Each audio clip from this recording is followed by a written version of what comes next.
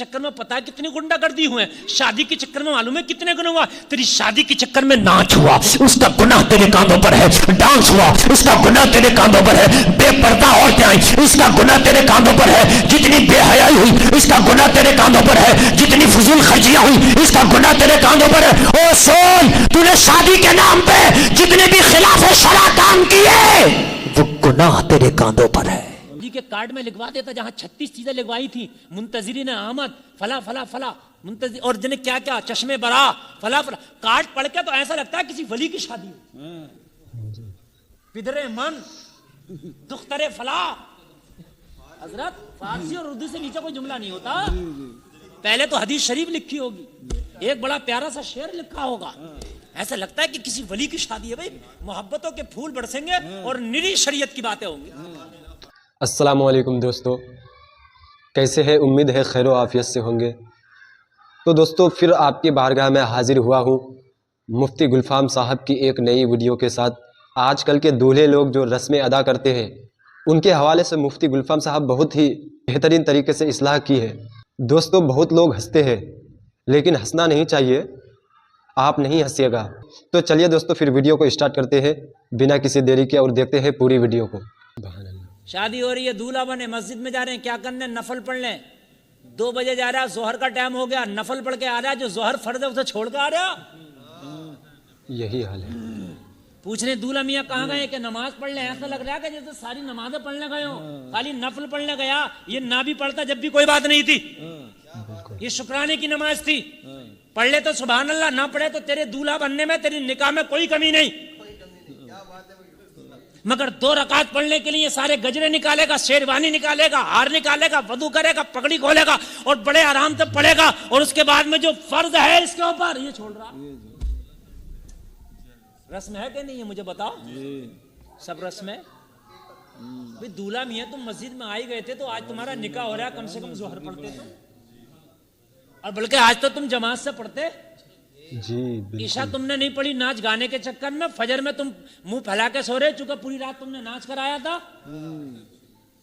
اور دولہا بن کے نفل پڑھنے ایسے آتے ہیں کربلا کے میدان کے بعد کے سب سے بڑے مجاہد ایسے آتے ہیں کہ کہاں گئے دولہا میاں؟ سب نماز پڑھنے گئے. نماز بھی پڑھنے گئے ہو تو کم سے کم ظہر تو پڑھا, یہ فرض ہے, یہ نفل ضروری نہیں تھا. بالکل صحیح بات ہے. ساری رسمیں پوری ہوں گی, دولہا بن گیا سیرا بھی گایا جائے گا جبکہ یہ بھی ضروری نہیں تھا. دولہا بن گیا ماموں کہاں ہے, پانی پڑے گا جبکہ یہ بھی ضروری نہیں تھا. کائے کا پانی, کیسا پانی؟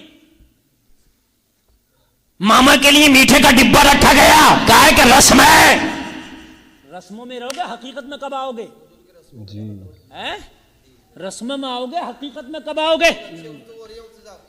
وہ جلسہ میں آنے والا ہونا تو یہ چاہیے تھا کہ آج نکاح کا دن ہے, آج شادی کا دن ہے, بتقاضۂ بشریت جو تجھ سے نمازیں چھوٹی تھی, تجھ سے خطائیں ہوئی تھی, آج دولہا بننے سے پہلے توبہ کرتا, مسجد میں جا کے گڑ گڑاتا, نماز پڑھتا. اے میرے رب قدیر, آج تیرے نبی کی پیاری پیاری سنت کو ادا کرنے جا رہا ہوں. میرے مولا پچھلے گناہوں کو معاف فرما دینا, لیکن آج وعدہ کرتا ہوں آج کے بعد سے پکا نمازی بن جاؤں گا.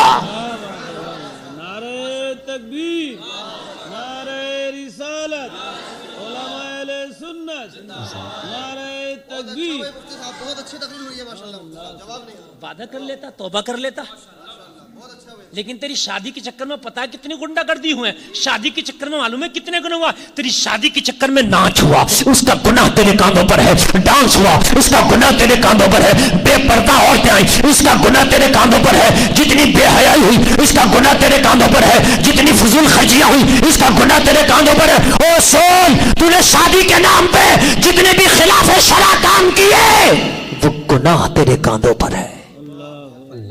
کتنوں کا گناہ لے کے مرے گا, کتنوں کا گناہ لے کے مرے گا.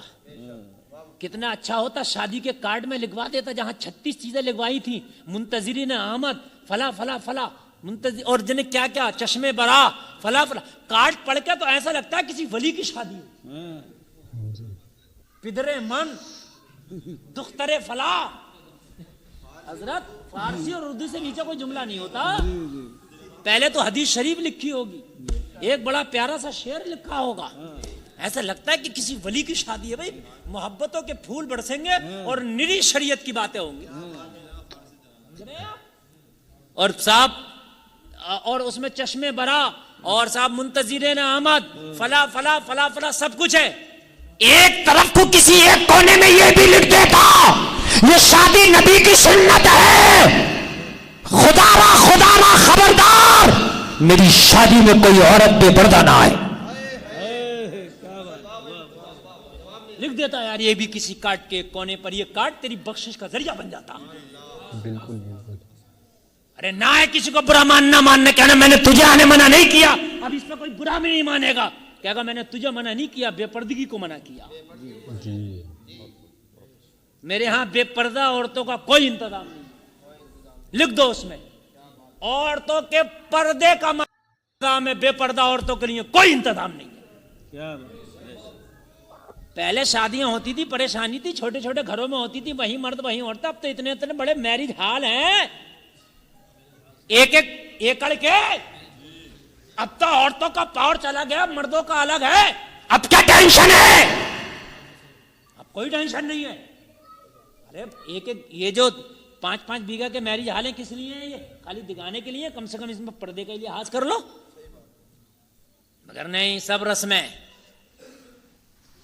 سمجھ رہے ہیں آپ، اپنی رسمیں ساری ہوں گی. لیکن خدا را لوگو ایک دن مرنا بھی ہے، جنازہ بھی اٹھے گا. انتقال ہوا، ہر انتقال ہونے کے والے کے نام سے ایک مسجد میں قرآن. بعض مسجد میں اتنے قرآن ہو گئے کہ رکھنے کے لیے جگہ نہیں ہے. اس میں تو کم نظر آ رہے ہیں مجھے، مگر اتنے قرآن ہو گئے کہ اب مجھے بتاؤ جب قرآن پڑھا ہی نہیں جائے گا تو ثواب کہاں ملے گا؟ خالی لے کر رکھنا تھوڑی ہے، اس کو پڑھنا بھی تو ہے. تو قرآنوں کے چٹے لگا دیے، پیٹیوں کے چٹے پیٹی رکھتے ہی بس بخشش ہو جائے گی. نہیں، یہ دیکھو کہ مسجد میں محلے کی قرآن کافی ہیں، تو یہ دیکھو مسجد میں کوئی اور ضرورت تو نہیں ہے. مرنے والے کے نام سے قرآنی ضرورت تھوڑی ہے، پنکھے کی ضرورت ہے، پنکھا لگوا دو.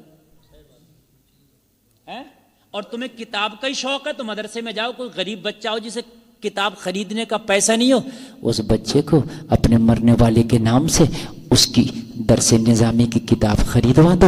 جب تک وہ کتاب رہے گی، جب تک وہ بچہ رہے گا، جب تک علم سے وہ دوسروں کو فائدہ پہنچائے گا، تیرے مرنے والے کو اس کا ثواب ملتا رہے گا. مگر کھجورے دکھانا ہے، رسم ہے، سب کو دکھانا ہے. سمجھ رہے ہیں؟ وہ بھگونے بھی سب کو دکھانا ہے. میرے بھائیوں یہ رسمیں ختم کرو، سب ختم کرو، اور اس کے بعد میں حقیقت پر آؤ اور یہ دیکھو کہ ہمارے مرنے والوں کو کس چیز سے فائدہ، ہمارے زندوں کو کس چیز سے فائدہ. اپنی رسمیں سب ختم کرو، اصل پہ آؤ. اور یہ مسجد کے حوالے سے پروگرام ہوا تھا، مجھے امید ہے کہ یہ مسجد انشاءاللہ آنے والے سال کے اندر یہ بہت اچھے سے کپڑے پہنے گی. یہ کام حقیقت کا ہے آپ کا. مسجد میں اگر 1 روپیہ بھی لگے گا تم مر جاؤ گے، مسجد قیامت تک رہے گی اللہ نے چاہا تو. اس میں جتنے لوگ نمازیں پڑھیں گے ان نمازوں کا ثواب بھی ان مرنے والوں کو ملے گا جنہوں نے اپنی زندگی میں مسجد میں اپنی خون پسینے کی کمائی سے سکہ لگا دیا تھا.